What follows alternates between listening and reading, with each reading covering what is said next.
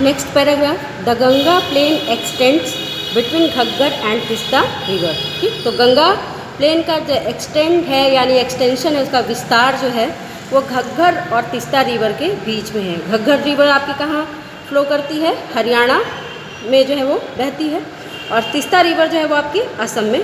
तो हरियाणा के घग्गर रिवर से लेकर के तीस्ता रिवर तक इसका एक्सटेंशन जो है वो पाया जाता है, विस्तार पाया जाता है। It is spread over the states of north India, Haryana, Delhi, UP, Bihar, partly Jharkhand and west Bengal to its east, particularly in Assam lies the Brahmaputra plane.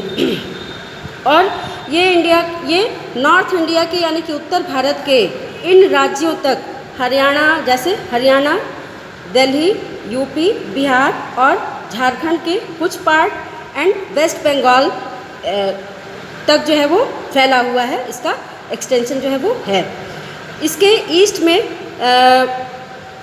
Particularly Assam में ब्रह्मपुत्र जो है वो प्लेन है, यानी कि ब्रह्मपुत्र का मैदान जो है वो इसके ईस्ट में असम में जो है वो क्या है, स्थित है। The northern plains are generally described as flat land with no variation in its relief. Generally northern plain को जो है इसके रिलीफ फीचर में यानी कि इसके उच्चावच या इसके धरातलीय बनावट में without any variations flat land के रूप में इसको डिस्क्राइब जो है वो किया जाता है। यानी कि जनरली ये माना जाता है कि नॉर्दर्न प्लेन जो है वो क्या है, एक फ्लैट लैंड है और इसके रिलीफ फीचर में कोई वेरिएशंस जो है वो नहीं पाए जाते हैं। इट इज़ नॉट ट्रू, लेकिन ये सच नहीं है। These vast plain also have diverse relief feature, और इस विशाल मैदान में, इस वास्ट प्लेन में जो है डाइवर्स रिलीफ फीचर्स जो है वो पाए जाते हैं, यानी कि विभिन्न प्रकार के उच्चावची या धरातलीय विशेषताएं जो है वो देखने में मिलती हैं। According to the variations in relief features, the northern plain can be divided into 4 region. और इसके रिलीफ फीचर में वेरिएशंस के अकॉर्डिंग जो है नॉर्दर्न प्लेन को 4 रीजन में डिवाइड जो है वो किया जाता है, 4 क्षेत्रों में नॉर्दर्न प्लेन को डिवाइड किया जाता है। The river after descending from the mountains deposit pebbles in narrow belt of about 8 to 16 kilometre in width lying parallel to the slopes of the Shivalik. जब आपकी रिवर माउंटेन से नीचे उतर करके आती हैं तो वो क्या करती हैं, एक नैरो बेल्ट में यानी कि एक सकरी पट्टी में पेबल्स को यानी कि कंकड़ को क्या करती हैं, डिपॉजिट जो है वो करती हैं। चूँकि रिवर माउंटेन से फ्लो करके आती है तो वो अपने साथ लार्ज अमाउंट में सिल्ट को बहा करके जो है वो ले आती है, जिसमें बालू, मिट्टी, पेबल्स यानी कि कंकड़, पत्थर, ये सारी चीज़ें जो है वो होती हैं।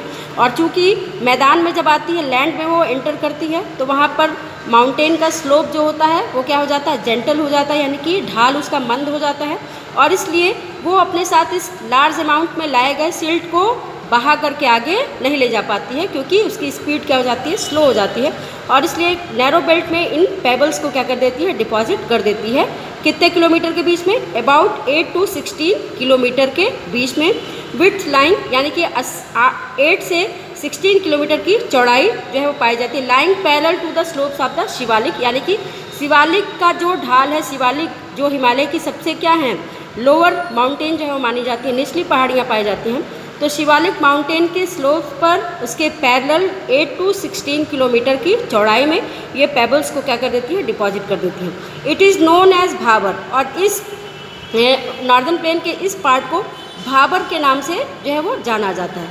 All the streams disappear in this Bhabar belt. ठीक, चूँकि सिल्ट जो अपने साथ बहा करके ले आती है वो बहुत क्या होता है, लार्ज अमाउंट में होता है, और इसलिए यहाँ पर जो नदी की स्ट्रीम्स हैं यानी कि रिवर की जो स्ट्रीम्स हैं, जो उसकी धाराएं हैं, वो इस बेल्ट में डिसअपियर हो जाती हैं, यानी कि भाबर बेल्ट में वो दिखाई नहीं देती हैं।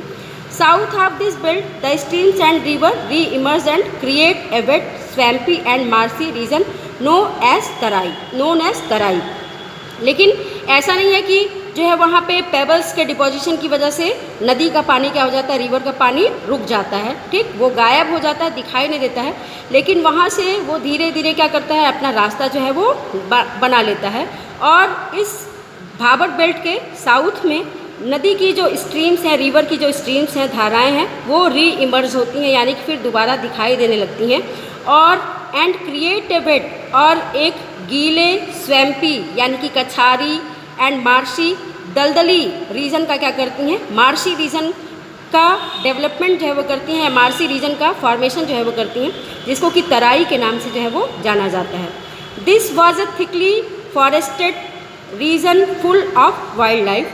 चूँकि यहाँ पे क्या होता है, जो सॉइल है वो क्या होता है, गीला हो जाता है और दलदली होता है, और पानी भी यहाँ पे वाटर सप्लाई भी क्या होती है, अच्छी होती है, और इसलिए ये जो एरिया है वो पूरा क्या है, थिकली फॉरेस्टेड है, यानी कि घने जंगल यहाँ पे पाए जाते हैं, और वाइल्ड लाइफ से भी ये रीजन जो है वो क्या है, पूरा भरा हुआ है, यानी कि जो है जानवरों की भी बहुत सारी स्पीसीज जो है वो यहाँ पे पाई जाती हैं। The forest have been clear to create agricultural land and to settle migrants from Pakistan after partition locate Dudhwa national park in this region. ठीक, बाद में धीरे धीरे इन फॉरेस्ट को क्या कर दिया गया, क्लियर जो है वो कर दिया गया, साफ़ कर दिया गया, किसके लिए, एग्रीकल्चरल लैंड के रूप में चेंज करने के लिए।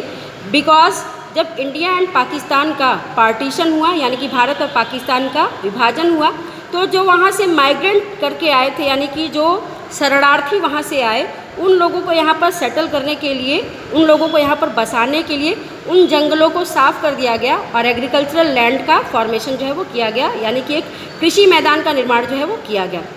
Locate Dudhwa national park in this region, और इसी रीजन में दुधवा नेशनल पार्क भी जो है वो क्या है, सिचुएटेड है।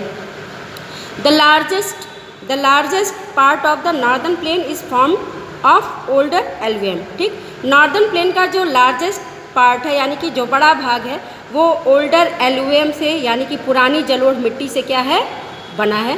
They lie above the flood plains of the river and present a terrace like feature. ठीक, और प्रेजेंट टाइम में ये जो है फ्लड प्लेन, यानी कि जो बाढ़ के मैदान हैं, उनके ऊपर जो है वो क्या है, स्थित हैं, और प्रेजेंट टाइम में टेरेस लाइक फीचर, यानी कि सीढ़ीदार इनका जो है वो क्या है, आकार है। This part is known as Bangar, और इसको बांगर के नाम से जो है वो जाना जाता है। ठीक, ओल्ड एलुवियम को क्या कहते हैं, बांगर जो है वो कहते हैं, तो इसको बांगर के नाम से जो है वो जाना जाता है। The soil in this region contains calcareous deposits locally known as kankar. ठीक, और इस क्षेत्र की जो सॉइल है, इस रीजन की जो सॉइल है, उसमें कैलकेरियस डिपोजिशन, जिसको कि लोकली यानी कि स्थानीय रूप से कंकड़ कहा जाता है, उसका डिपोजिशन जो है वो पाया जाता है। चूँकि ये ओल्ड एलुअल सॉइल है और ऊंचाई पर जो है वो क्या है, स्थित है, इसलिए यहाँ पर नदी के इस पार्ट में, नदी के इस हिस्से में क्या होता है, फ्लड नहीं आता है, यानी कि बाढ़ जो है वो नहीं आती है, क्योंकि पानी ऊपर से नीचे उतर करके आता है। तो लोअर कोर्स में तो क्या आता है, फ्लड आता है, और हर साल क्या होती है, न्यू एलुअल सॉइल जो है वो डिपॉजिट होती रहती है।